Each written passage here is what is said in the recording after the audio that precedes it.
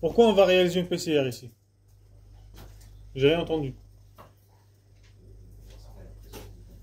Si ça, en fait, on va faire un test de détection de l'ADN du papillomavirus dans les cellules LA. Et comment on va faire ce test de détection? Par PCR. Donc en fait, on a les cellules LA, on a fait une extraction d'ADN. Et à partir de cette extraction, on va réaliser une PCR. D'abord, qu'est-ce qu'une PCR? Pour savoir comment on va détecter ou pas ce virus. La PCR, qu'est-ce que c'est? Ouais.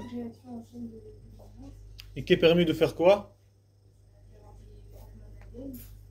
Pas d'avoir des fragments d'ADN, mais plutôt, oui. C'est d'amplifier un fragment d'ADN spécifique. Donc si, dans notre extraction, nous, donc on a une extraction d'ADN, à partir de cellules LA, à partir de cette extraction, on va faire une PCR. Ok? Cette PCR, elle est spécifique à l'ADN du virus. D'accord? Donc s'il y a de l'ADN du virus dans cette extraction, il va y avoir amplification.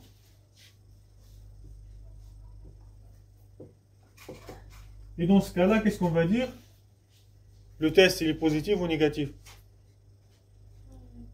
Il est positif parce que on a pu amplifier l'ADN du virus. S'il n'y a pas d'amplification, bah, le test est négatif. Pas d'amplification. Ok? Je vous ai dit que la PCR, elle permet d'amplifier spécifiquement un fragment d'ADN. Cette spécificité, elle est apportée par quel élément dans le mix de PCR? Donc dans un mix de PCR, qu'est-ce que vous avez? Donc on a l'ADN matrice à amplifier. Ok. Quoi d'autre? On a l'ADN polymérase. Dans notre cas, on a l'attaque polymérase. Quoi d'autre? Ce qui donne cette spécificité. Par exemple, on a un fragment comme ça.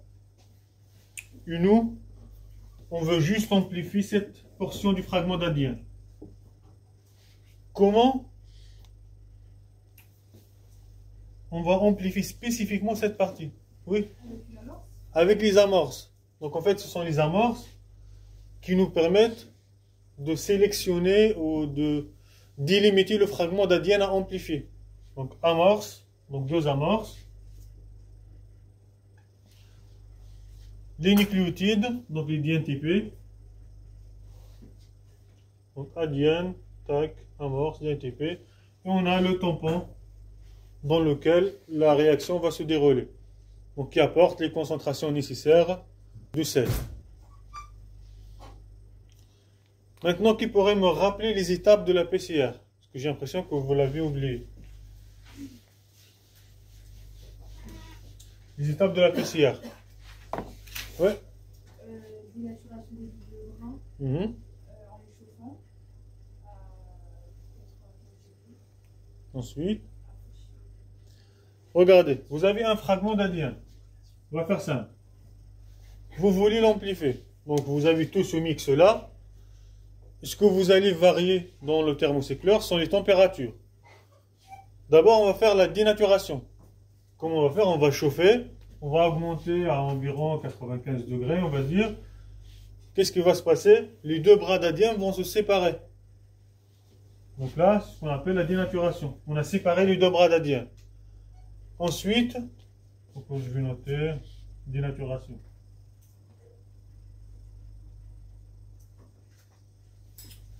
Ensuite, oui. On descend un peu la température pour que les amorces. C'est ça, donc température d'hybridation.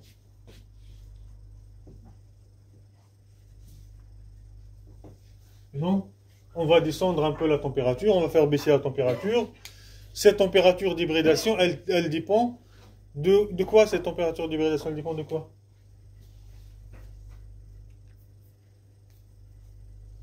On ne va pas la choisir aléatoirement. Il nous faut certaines données pour choisir cette température d'hybridation. C'est en fait la composition des amorces et leur taille. Donc plus vous avez de CG, plus la température d'hybridation est importante. Et puis plus la taille de l'amorce est importante, plus la température d'hybridation est importante. Ok? Et à partir de quoi on calcule cette température d'hybridation? Vous avez vos amorces. Ces amorces, elles ont une TM. Vous vous rappelez de la TM ou pas? Température de fusion. Vous avez la TM. Mais la TM, vous n'allez pas prendre la TM comme température d'hybridation. D'abord, qui pourra me rappeler la TM, c'est quoi? La température de fusion, elle correspond à quoi? C'est ça, c'est la température à laquelle vous avez 50% de dénaturation.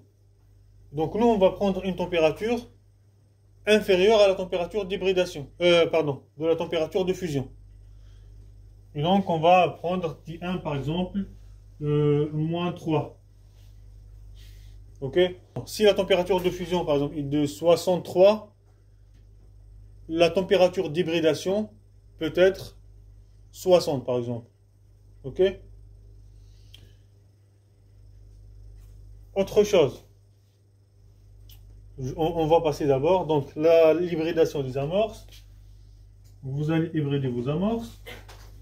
Et enfin, l'élongation. Et donc vous allez varier de nouveau la température à environ 72. Donc c'est la température à laquelle l'attaque fonctionne. Et l'attaque, à partir des amorces, elle va amplifier ou elle va synthétiser le bras complémentaire. Et pareil ici, l'attaque, elle va synthétiser le bras complémentaire. Ok? Bon.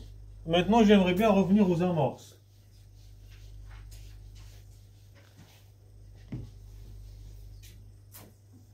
Donc, 5', 3', 5',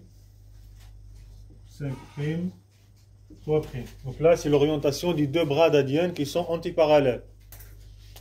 Supposons que moi j'ai envie d'amplifier ça. Ok? Qui pourrait sortir au tableau et me montrer où est-ce que les amorces s'hybrident? Bon, je vais vous donner deux possibilités, je vous laisse choisir. Soit ça, soit le doublé d'amorce ou le couple d'amorce en bleu, soit le couple d'amorce en rouge. Oui? Rouge. Ok. Pourquoi?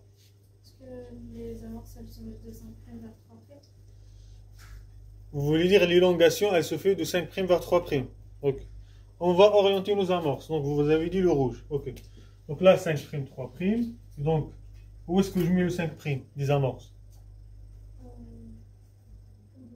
Parce que les deux bras d'Adienne qui s'hybrident, elles sont antiparallèles. C'est le bleu. C'est les bleus. D'accord. Regardez. Donc, ce fragment-là est orienté 5', 3'.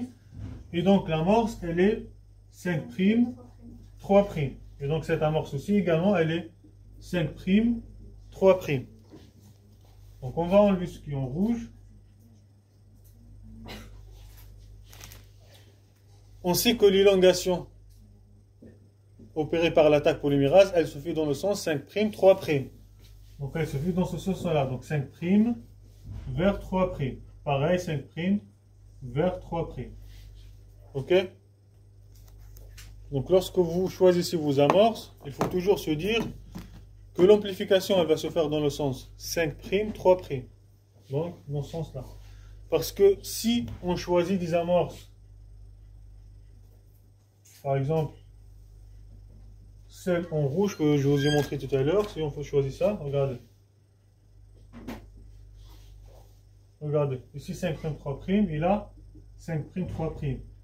5', 3'. En fait, elles sont orientées comme ça. Donc l'amplification, elle va se faire dans ce sens-là. Donc vous allez tout amplifier, sauf votre fragment cible. Ok? Donc ça, c'est faux. Et ça, c'est correct. Je vous ai dit qu'on va choisir une température d'hybridation pour les amorces. Dans le tube, on a 2 amorces, mais on a une seule température d'hybridation. D'accord? Donc on a intérêt à ce que la température d'hybridation des 2 amorces soit très similaire. Donc on ne peut pas prendre une amorce, par exemple dans le TM est de 65, et une autre amorce dans le TM par exemple est de 55. Là vous avez 10 degrés de différence, c'est énorme.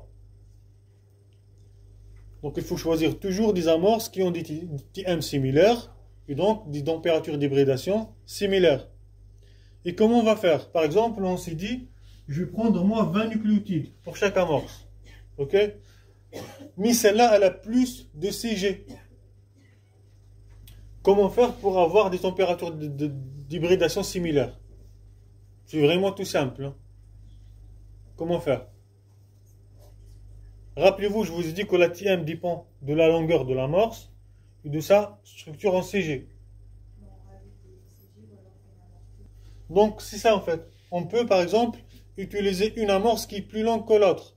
Par exemple celle-là, elle n'a pas assez de CG pour arriver à 65 degrés. Donc au lieu d'utiliser une amorce à 20 nucléotides, on va se dire je vais rajouter 3 à 4 nucléotides.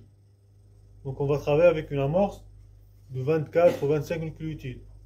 On peut faire l'inverse. On peut par exemple prendre une amorce à 18 nucléotides ici et prolonger un peu celle-là pour équilibrer. D'accord?